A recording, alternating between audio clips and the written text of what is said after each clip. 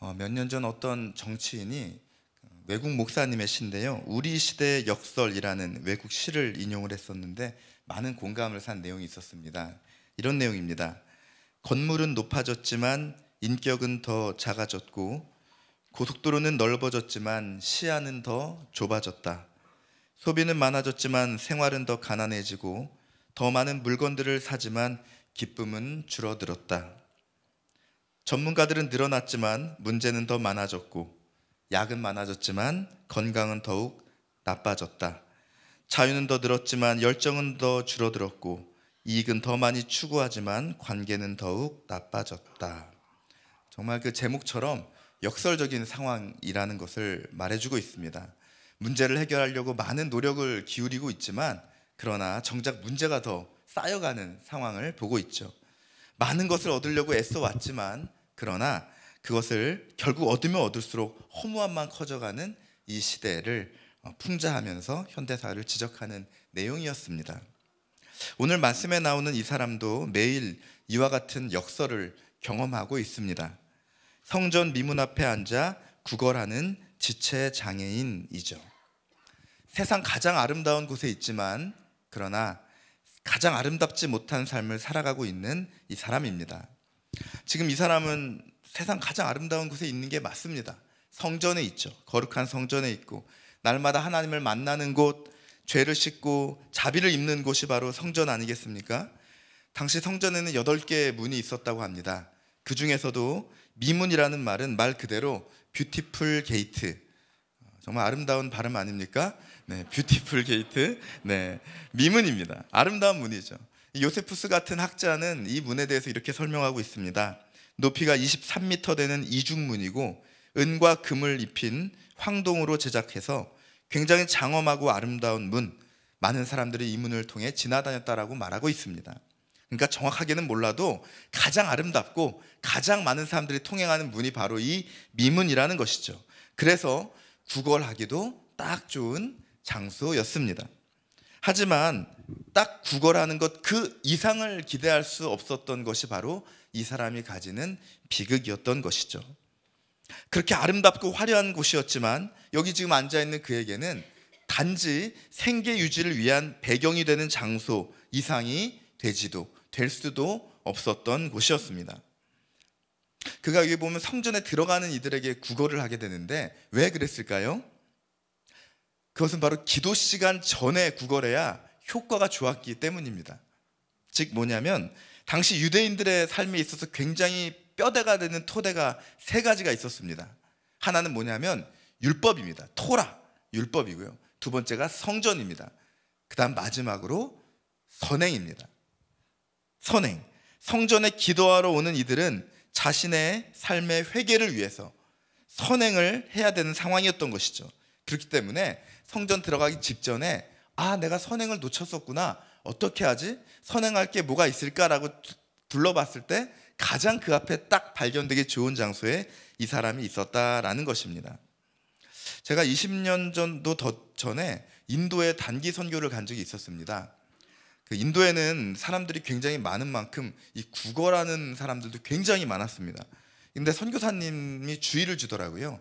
절대 구걸하는 분들한테 주지 말라고 합니다. 거기 보면 막 애들도 있고 굉장히 마음이 불쌍해서 주고 싶은 마음이 드는데, 왜 주지 말라고 하냐면은 한 번 주는 순간 진짜 한 십수명, 수십 명이 몰려듭니다. 몰려들어가지고 계속 달라고 합니다. 그 자리를 떠날 때까지 달라고 하는 거죠. 그러면서 그 얘기를 해줬습니다. 인도에서 이 구걸하는 분들의 이 가지는 생각, 사고가 어떤 사고냐면, 이 기부해줘도 감사해야 하는 것이 아니라 그것을 오히려 자신들한테 고마워해야 된다라고 생각을 한다고 합니다. 무슨 얘기냐면은, 그들은 자신들한테 이 기부를 할 때 내가 당신에게 선행할 수 있는 기회를 주었기 때문에 나에게 고마워해야 된다라고 생각을 한다고 합니다. 그래서 감사의 말을 절대 하지 않습니다. 받는 순간 감사하다는 얘기 안 하고 신이 당신에게 축복하기를, 이렇게 이야기를 하는데요. 이게 좋은 말이 아니라, 내가 돈을 이제 받아줬으니까, 당신에게 선한 업보가 쌓였으니까 자, 이제 이것으로 잘 된 겁니다 라는 그런 뜻이라고 합니다. 조금 차이는 있겠지만 지금 이 성전 미문에서 구걸하고 있는 이 사람에게도 마찬가지 생각이 조금 있었을 것 같습니다. 어차피 여러분들 회개하려면 구제도 해야 되지 않겠습니까? 성전 들어가기 직전에 자신의 죄와 부족함이 좀 떠올라서 찜찜하다. 여기 구제할 좋은 기회가 있지 않습니까? 오후 3시, 이제 그 9시가 오후 3시인데요. 곧 6시가 되면 이제 그때 기준으로 하루가 마치게 됩니다. 하루가 마치기 전 이제 3시간밖에 안 남았는데 이 선행의 수단을 제공하는 이것이 바로 자신이 하는 일이다라고 생각하는 것이죠. 그래서 여기 있는 이 영어 성경을 번역해 보면은 구제라는 단어로 번역하고 있습니다. 그래서 더 역설적인 거죠. 9시, 제9시 기도 시간, 오후 3시 기도 시간, 성전이 있고 아름다운 미문이 있고 기도가 있고 기대가 있는 현장. 그런데 거기에 오직 단 하나 주어진 고정된 결과만 기다려야 되는 이 사람이 있는 것이죠. 결과 하나입니다. 그걸로 얻어질 돈이죠. 오늘 얼마나 많을지, 오늘 적을지 이 정도 차이만 있을 뿐이지 그가 이 자리에서 기대할 수 있는 건 단 하나, 그냥 돈 얻는 것, 이게 전부라는 것이죠. 아무도 그걸 기대라고 말하지 않습니다. 뻔히 정해진 결과를 누가 기대라고 말할 수 있겠습니까? 더 이상 무엇인가를 꿈꿀 수 없는 삶은, 뻔히 정해져 있는 삶은 기대가 없는 삶이죠. 사람들이 그에게 줬으면 얼마나 좋겠습니까? 그저 면피용으로, 나 선행했어라는 면피용으로 그저 동전 몇 푼? 잘 안 풀리는 날에는 그마저도 없어서 굶어야 되는 것이 구걸하는 인생 아닙니까? 그리고 그마저도 내가 무슨 계획을 가지고 할 수 있는 게 아니라 오늘 말씀 보면은 그를 거기에 매일 데려다 주는 이들이 있었습니다. 그 사람들이랑 나눠야 했을 것이죠. 자의가 아니라 타의에 의해 끌려다니는 삶이 이 사람의 삶이었습니다. 2절에 보면 사람들이 그를 메고 왔다라고 그러는데 이 에바스타제토라는 말입니다. 바스타조라는 단어가 운반하다, 싣고 오다라는 단어, 캐리하다라는 겁니다. 여러분, 우리 내가 캐리할게 이런 하는 얘기 가끔 하잖아요. 내가 이끌어 갈게, 내가 진행할게, 이런 얘기인데 이 바스타조가 아니라 에바스타제토는 미완료 수동태입니다. 즉 내가 싣고 가는 게 아니라 실려가는 거고요. 그리고 미완료니까 계속 매일 언제나 그렇게 끌려다니는 삶, 캐리당하는 입장이었다라는 것입니다. 성전 미문으로 구걸하러 실려다니던 사람이 바로 이 사람입니다. 나이를 보니까 나중에 뒤에 나오는데 40여 세가 되었다라고 합니다. 40여 세, 많은 나이, 적은 나이일까요? 고대 세계에서 장애인으로서 기대 수명이 낮을 수밖에 없던 시대 상황에서 그의 인생은 이제 말년에 접어들고 있는 것입니다. 평생을 이 자리에서 평생을 더 바랄 것 없는 삶, 앞으로 내게 주어진 시간들 얼마 남지 않았고 기대할 수 있는 것 얼마 없는 삶, 바로 그런 어두운 삶이 이 사람이 겪고 있었던 삶입니다. 그는 사람들에게 그저 하나의 수단일 뿐이지 인격적인 대접을 본인도 기대하지 않았을 것입니다.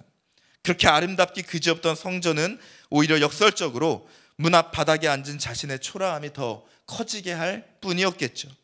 문 안쪽에서 들려오는 소리를 통해 수많은 예배와 경배가 있는 것을 그는 알았지만 그에게는 아무런 의미가 없었습니다. 날 때부터 못 걷게 된 사람, 저주받은 인생, 이 저주받은 인생, 죄 때문이라고 여기는 유대사회 통념에 의해서 저주받은 자기를 위한 소리가 아니라는 것을 그는 다 알고 있었다라는 것입니다. 여기에는 아무런 소망이 없죠. 그래서 오늘 말씀 보면 그의 눈은 처음에 멍한 눈, 그냥 무엇인가를 보면서도 그냥 아무런 소망 없는 눈, 기대도 없는 눈을 보게 됩니다. 3절에 보면 그가 이제 보게 되잖아요. 베드로와 요한이 지나가는 걸 보게 되는데 그냥 봅니다. 아무 생각 없이 보고 있는 것이죠. 그런데 오늘 정말 특별한 날 아닙니까? 베드로와 요한을 만나는 날이죠. 저는 이 만남이 놀라운 이유가 뭐냐면 여러분, 그는 거기 매일 있었습니다. 오늘 말씀에도 매일 그 자리에 앉아서 구걸했었고요. 베드로와 요한은 거기 처음 왔을까요? 베드로와 요한도 아마 매일, 거의 아니면 자주 그 미문을 지나서 예배드리러 왔었을 것입니다. 그런데 그게 신기한 거죠. 늘 다녔는데 늘 평상시와 똑같은 나날이었지만 바로 오늘 이 자리에서 성령님이 그의 눈을 뜨게 하시고 그들이 만나게 되는 역사가 나타나는 것이죠. 이게 가장 놀라운 부분입니다. 여러분, 늘 똑같은 오늘인 것 같지만, 늘 똑같은 루틴, 늘 똑같은 방식으로 삶이 진행되는 것 같지만 그게 아니라는 겁니다. 성령님이 역사하시면, 눈을 뜨게 하시면, 보게 하시면 오늘 이 자리가 놀라운 역사가 있는 자리, 오늘 이 자리가 하나님의 살아계심을 경험하는 자리, 내 삶에 아무 소망이 없다고 여겼던 자리에서 놀라운 소망으로 채워지는 자리가 된다라는 것입니다. 오늘 성경은 의도적으로 본다는 단어를 여러 번 다르게 쓰고 있습니다. 시선이 변했다는 것이죠. 3절에 그가 걸을 수 없는 사람이 보는 것은 호라라는 단어를 씁니다. 그냥 보는 것으로 여기서 해석되고 있는데 4절에 보니까 베드로와 요한이 그 사람을 보게 됩니다. 주목한다고 말합니다. 주목하다, 아테니조라는 어텐션이라는 단어를 쓰게 됩니다. 주목하게 되는 것이죠. 그날따라 하나님이 그 사람을 주목하게 만드는 것입니다. 그리고서는 그가 말합니다. 우리를 보라라고 베드로가 말합니다. 그때 우리를 보라라는 단어는 뭐냐면 블레포라는 단어, look, 제대로 이렇게 목적을 갖고 보라는 그 단어를 쓰게 됩니다. 그리고 5절에 이 사람이 이제 바라봅니다. 베드로와 요한을 바라봅니다. 뭐 대단한 사람인가? 보통은 구걸할 때 그냥 주라고 동전만 던져주는데 우리를 보라라고 이야기하니까 갑자기 이 사람이 시선이 달라집니다. 그리고 바라봅니다. 여기 에페코라는 단어를 쓰게 됐는데요, 이게 눈으로 본다라기보다는 이게 신경을 다 써서 집중하는 그런 데 쓰이는 단어입니다. 봤더니 이 사람이 어떻습니까?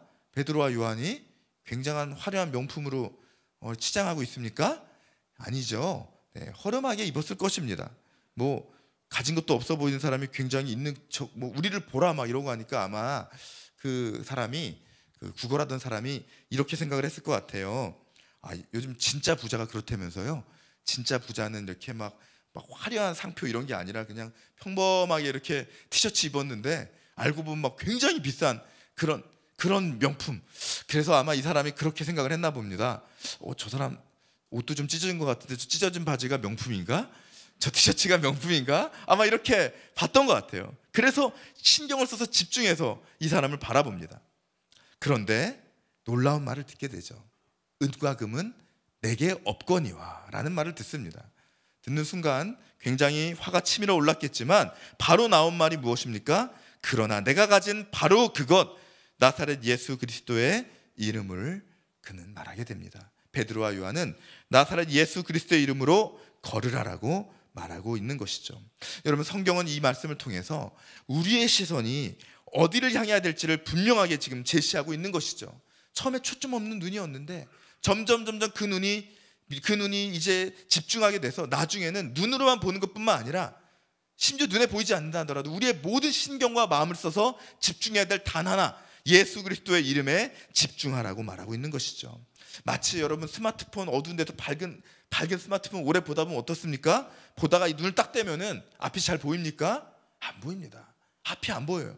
그래서 주위가 어지럽고 눈이 침침한데 이제 이걸 밝은 것이라고 생각하고 이것만 보던 사람들이 이제 눈을 떠서 이 세상 메시지에 빠져 있는 것이 아니라 참된 것에 대해서 침침해졌던 이 시선을 다시 돌려서 하나님께 예수 그리스도의 이름 앞에 그 눈을 맞추라고 말씀하고 있는 것입니다. 성경은 우리가 무엇을 보는가를 굉장히 중요하게 말하고 있죠. 똑같은 현상을 보고서도 어떤 이는 절망을 보고 어떤 이는 희망을 본다라고 말하지 않습니까? 예전에 어떤 사막에 어떤 아빠와 아들이 불시착해서 헤매고 있을 때에 무덤을 봤다고 합니다.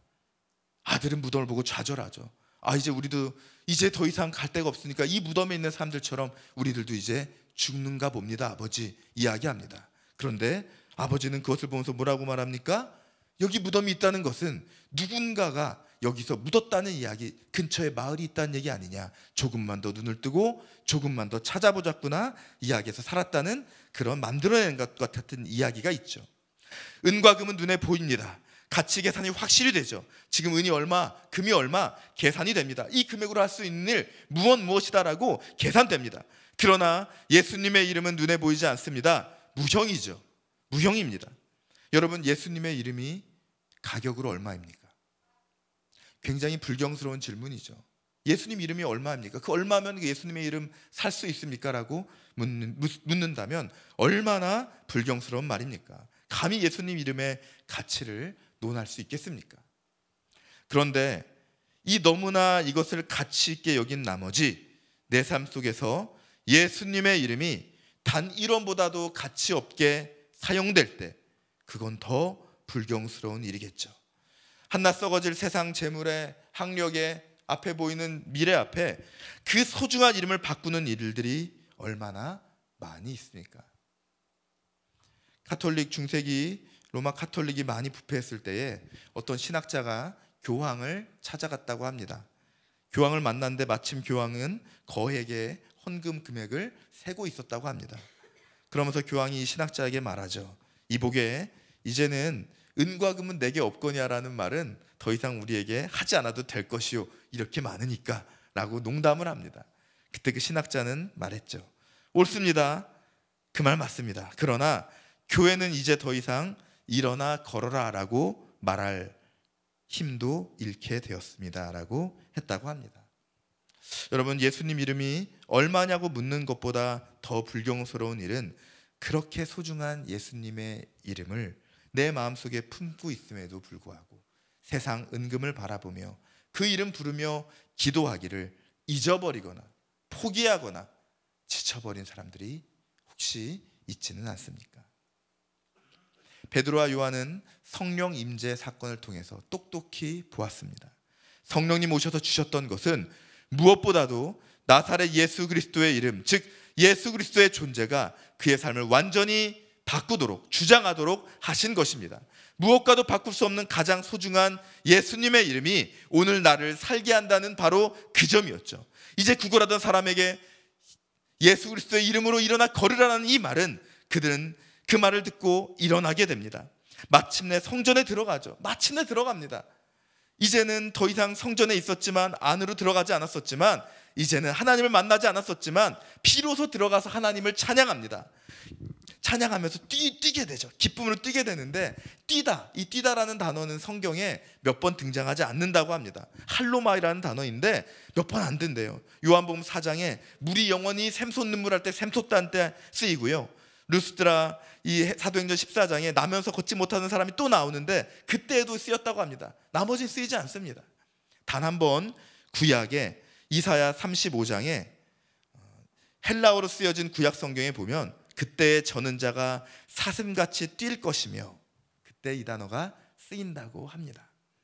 하나님 나라가 임했을 때 주저앉아 있어서 좌절하고 아무것도 못하던 사람이 하나님의 나라의 그 놀라운 영광을 바라보며 그 임재 안에서 사슴같이 뛰어노는 모습에 이 단어가 쓰였습니다. 더 이상 그는 이제 구걸자에서 예배자로 바뀌게 됩니다. 끌려다니던 이에게서 스스로 자기가 성전에 들어가는 결정하는 사람으로 바뀌게 되죠.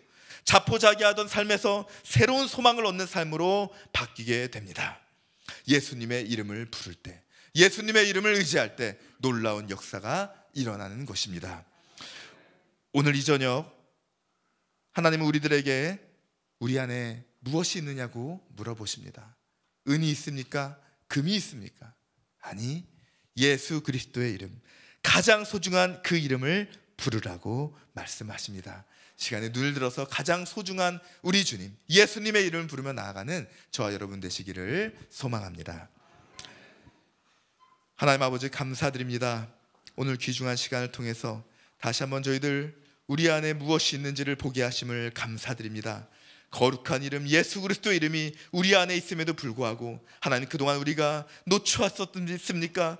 잊어버렸습니까? 아니면 그 이름 부르기를 지쳐하고 있었습니까? 좌절하고 있었습니까? 이 시간 다시 한번 저희들 이 시간에 모여서 예수 그리스도 이름을 부르며 나아갈 때 하나님, 세상 무건의 구원자 되시며 모든 것 가운데 우리를 새롭게 하시는 놀라운 이름, 능력의 이름 예수 이름을 부르고 나아갈 때 하나님, 이 시간 놀라운 역사를 보게 되는 시간 될 수 있도록 인도하여 주시옵소서. 감사드리며 예수님 이름으로 기도드립니다. 아멘.